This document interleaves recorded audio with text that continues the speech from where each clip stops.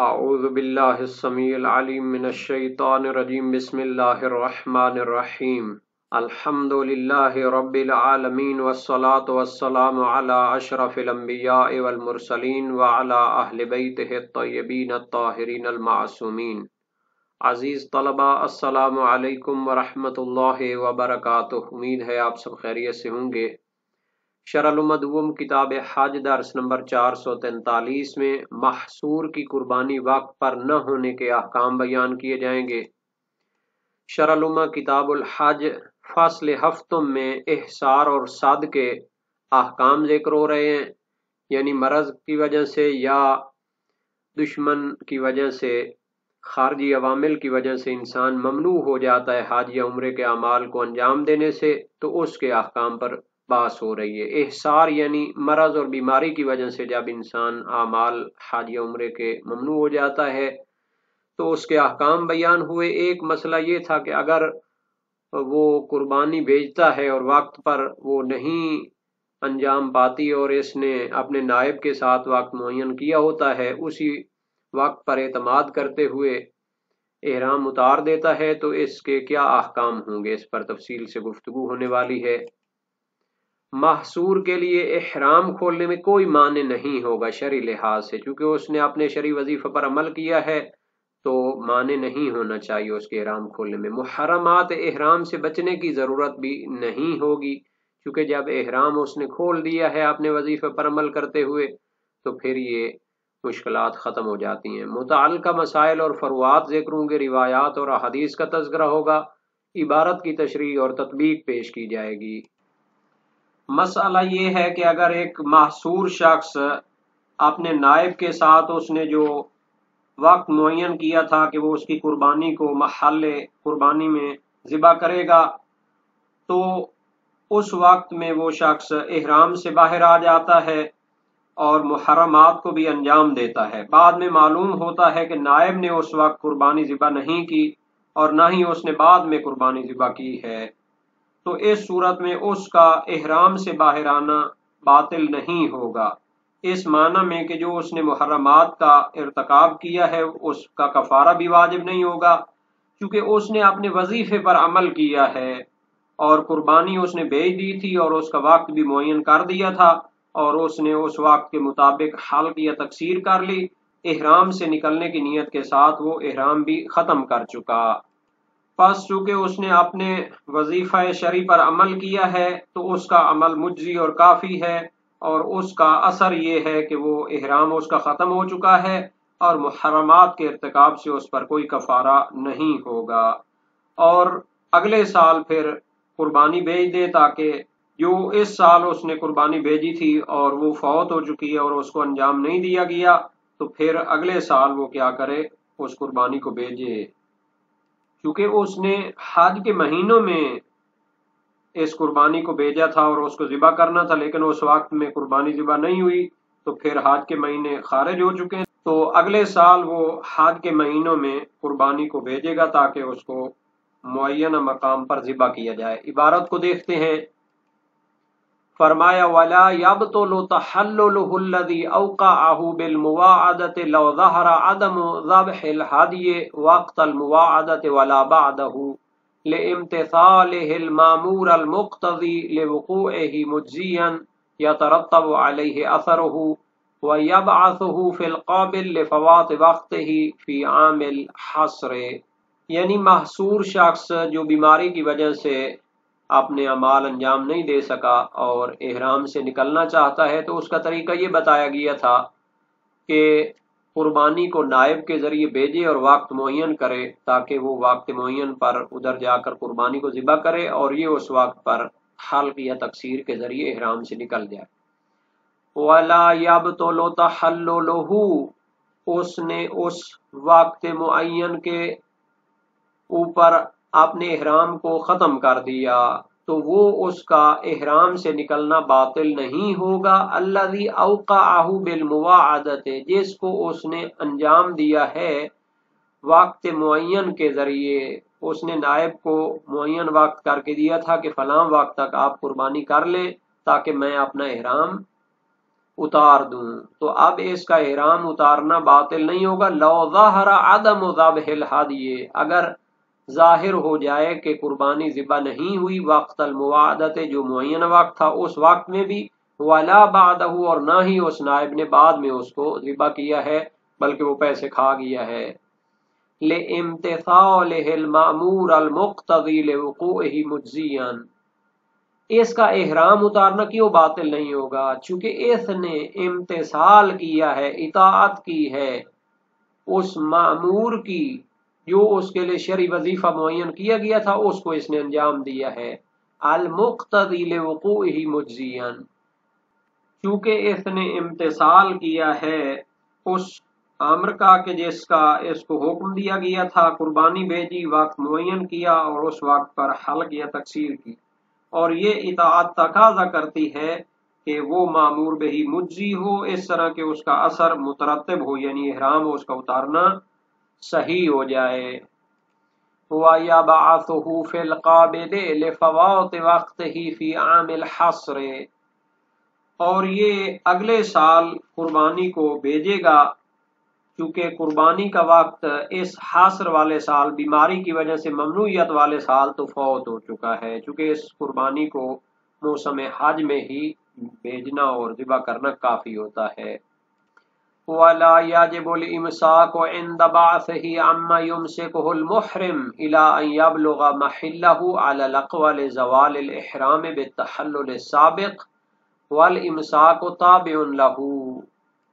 یہاں تک کہ قربانی محل ذبح پر پہنچ جائے تو وہ شخص محرمات احرام سے اس وقت تک اجتناب کرے۔ جیسے پہلے سال جب اس کو ممنوعیت پیش آئی تھی تو محرمات احرام سے بچنا واجب ہوتا تھا، یا یہ واجب نہیں ہے،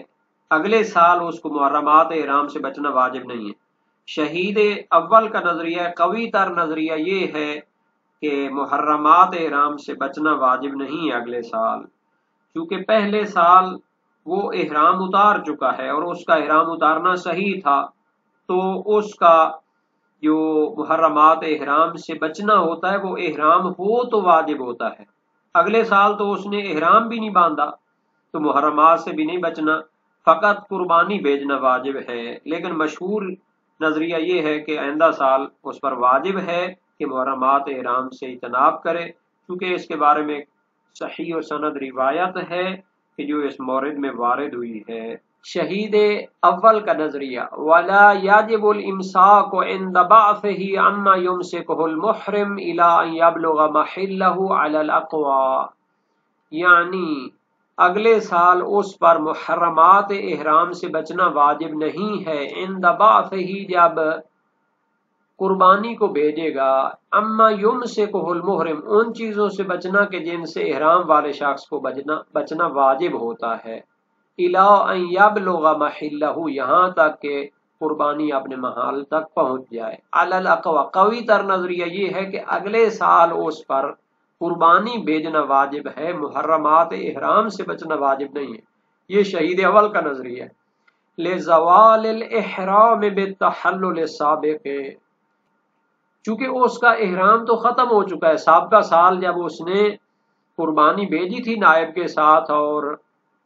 معینہ وقت پر حلق و تقصیر کر کے احرام سے خارج ہو گیا تھا، تو اس کا احرام ختم ہو چکا ہے۔ والامساک تابع لہ، اور محرمات احرام سے بچنا احرام کے تابع ہوتا ہے، جب احرام ہی نہیں ہے تو محرمات احرام سے بچنا بھی واجب نہیں ہے۔ والمشہور وجوبہ لصحیحۃ معاویہ ابن عمار یبعث من قابل ویمسک ایضا، مشہور فقہائے شیعہ کا نظریہ ہے اسی مسئلے میں کہ اگلے سال قربانی بھیجنا بھی واجب ہے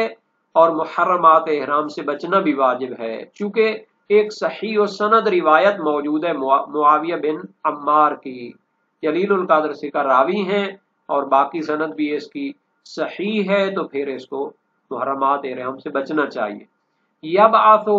من قابل، اگلے سال قربانی بھی بھیجے، ویمسک ایضا، اور محرمات احرام سے بھی اجتناب کرے۔ وفی الدروس اقتصر علی المشہور، شہید اول نے دروس شرعیہ میں مشہور نظریے کو ناقل کرنے پر اکتفا کیا ہے۔ شہید ثانی فرماتے ہیں وَيُمْكِنُ حَمْلُ الرِّوَایَةِ عَلَى الْاِسْتِحْبَابِ كَإِمْسَاكِ بَائِثٍ هَدْيَهُ مِنَ الْآفَاقِ تَبَرُّعًا، ممکن ہے کہ اس روایت سے مستحب حکم مراد لیا جائے، یعنی اگلے سال جب وہ شخص قربانی بھیجتا ہے تو اس کے لیے مستحب ہے کہ محرمات احرام سے اجتناب کرے۔ اس کی نظیر موجود ہے شریعت میں جی، کا امساک باعث ہدیہ من الآفاق تبرعا، جیسے کوئی شخص دور دراز کے علاقوں سے مستحب قربانی بھیجتا ہے کہ ادھر مکے میں اس کو ذبح کیا جائے، تو اس کے لیے مستحب ہوتا ہے کہ جب تک اس کی قربانی ادھر ذبح نہیں ہو جاتی تو یہ شخص بھی محرمات احرام سے اجتناب کرے۔ تو یہ آداب ہیں، اس کو مستحب قرار دیا جا سکتا ہے۔ تو یہ مطلب بھی روایات سے ہی ثابت ہے، انشاءاللہ ہم ان روایات کو پیش کرتے ہیں تاکہ یہ مکمل طور پر مسئلہ واضح ہو جائے۔ یہاں تک پہلے مسئلے کا تعلق ہے کہ اگر اس کو ظاہر ہو کہ قربانی نائب نے وعدے پر بھی اور اس کے بعد بھی ذبح نہیں کی تو اس نے جو معینہ وقت پہ احرام اتار لیا تھا تو وہ باطل نہیں ہوگا، اس میں کوئی اختلاف نہیں۔ تمام فقہاء شیعہ اس کے قائل ہیں۔ صحیح معاویہ بن عمار امام صادق علیہ السلام سے منقول ہے اس مسئلے میں، فَإِن رَدُّوا الدراہم علیہ ولم یجدوا ہادیا ینحرونہ وقد احل لم یکن علیہ شیء ولکن یبعث من قابل ویمسک ایضا، اگر وہ اس کو درہم و دینار جو اس نے دیے تھے پیسہ اس کا واپس لوٹا دیتے ہیں اور کہتے ہیں کہ ان کو قربانی کا جانور ہی نہیں ملا تھا جس کو وہ نحر کرتے یا ذبح کرتے، حالانکہ یہ تو اس معینہ وقت پہ اپنا احرام اتار چکا ہے، تو فرمایا لم یکن علیہ شیء، اس پر کوئی چیز واجب نہیں ہے، لیکن اگلے سال قربانی بھیجے اور محرمات احرام سے اجتناب بھی کرے۔ وسائل و شیعہ باب دوم ابواب الاحصار والصد، موثقہ زرع بھی ہے، فَإِنَّمَا عَلَيْهِ أَن يَعِدَهُمْ لِذَلِكَ يَوْمًا فَإِذَا كَانَ ذَلِكَ الْيَوْمُ فَقَدْ وَفَّى وَإِنِ اخْتَلَفُوا فِي الْمِيعَادِ لَمْ يَضُرَّهُ إِن شاء اللَّهُ تَعَالَى۔ اسی باب میں روایت موجود ہے، یعنی اس پر واجب ہے کہ ان کے ساتھ ایک دن کا وعدہ لے اور جب وہ دن پہنچ جائے تو اس نے اپنا وفا کر دیا، یعنی اپنا وظیفہ انجام دے دیا۔ اگر وہ وعدے میں اختلاف کریں تو پھر اس کے لیے کوئی ضرر نہیں ہوگا، اس نے تو احرام اتار دیے۔ زرارہ کی روایت امام باقر علیہ السلام سے ہے، قلت ارأیت ان ردوا علیہ دراہمہ ولم یذبحوا عنہ وقد احل فأتى النساء قال فلیعد ولیس علیہ شیء ولیمسک الان عن النساء اذا بعث، یعنی سوال کیا زرارہ نے آپ کیا فرماتے ہیں کہ جب وہ پیسے واپس آ کے دیتے ہیں اور قربانی اس کی طرف سے انہوں نے ذبح نہیں کی حالانکہ یہ احرام اتار چکا ہے اور ہم مصری بھی کر چکا ہے، فرمایا دوبارہ قربانی بھیجے اور اس پر کوئی حرج نہیں ہے، اور جب قربانی اگلے سال بھیجے تو اسے عورتوں سے پرہیز کرنا چاہیے۔ اختلاف اس میں ہے کہ جب وہ قربانی بھیجے تو اس پر اگلے سال امساک واجب ہے، محرمات احرام سے بچنا واجب ہے جیسے کہ مشہور کا نظریہ ہے، روایات سے ظاہر یہی ہے، یا واجب نہیں ہے جیسا کہ ابن ادریس ہلی، فاضل مقداد اور علامہ ہلی محقق ہلی سے، شہید اول شہید ثانی سے منقول ہے، چونکہ اصل برات جاری ہوتی ہے، جب وہ احرام میں نہیں ہے تو اس پر واجب تو نہیں ہے، تو ان روایات سے مستحب مراد لیتے ہیں۔ تو بہرحال یہ اختلاف اپنی جگہ ان روایات میں چونکہ موجود ہے تو اس سے مستحب مراد لیا جاتا ہے۔ یہ جو نظیر پیش کی ہے کہ مستحب ہوتا ہے کوئی شخص دور دراز کے علاقوں میں رہتا ہے تو وہاں سے قربانی کا جانور بھیج دے تاکہ اسے ادھر ذبح کیا جائے، اور اس کے لیے ہے کہ یہ یہاں اپنے علاقے میں رہ کر محرمات احرام سے پرہیز کرے تو اس کا بڑا ثواب ہے۔ روایات ہیں اس پر، عبداللہ بن سنان جلیل القدر سکہ راوی وزیر مشیر ہیں اپنے دور میں، امام صادق علیہ السلام سے روایت کی ان ابن عباس وعلی کانا یبعثان بہادیہما من المدینہ ثم یتجردان وان بعث بہی من افق من الافاق وعد اصحابہما بتقلیدہما واشعارہما یوما معلوما ثم یمسکان یومئذ الی یوم النحر عن کل ما یمسک عنہ المحرم ویجتنبان کل ما یجتنبہ المحرم الا انہ لا یلبی الا من کان حاجا او معتمرا وسائل شیبابنہم ابواب الحصار والصد حدیث سیون، یعنی حضرت ابن عباس جو کہ شاگرد ولایت تھے امام علی علیہ السلام کے، اور خود امام علی علیہ السلام امیر المتقین، دونوں استاد شاگرد کہہ لیں، مولا اور آقا اور ان کے جناب علی شاگرد رشید، یہ دونوں مدینہ سے اپنی قربانیاں بھیجا کرتے تھے اور پھر تجرد اختیار کرتے، یعنی حاجی کی طرح امساک کرتے اور محرمات احرام سے پرہیز کرتے، اگرچہ انہوں نے دور دراز سے قربانیاں بھیجی ہوتی تھیں، اور یہ ان کو بھیجتے تھے، ان کے ساتھ وقت معین کرتے تھے کہ ان کو تقلید و اشعار کرنا ہے معین وقت پر، اور یوم نحر قربانی کے دن تک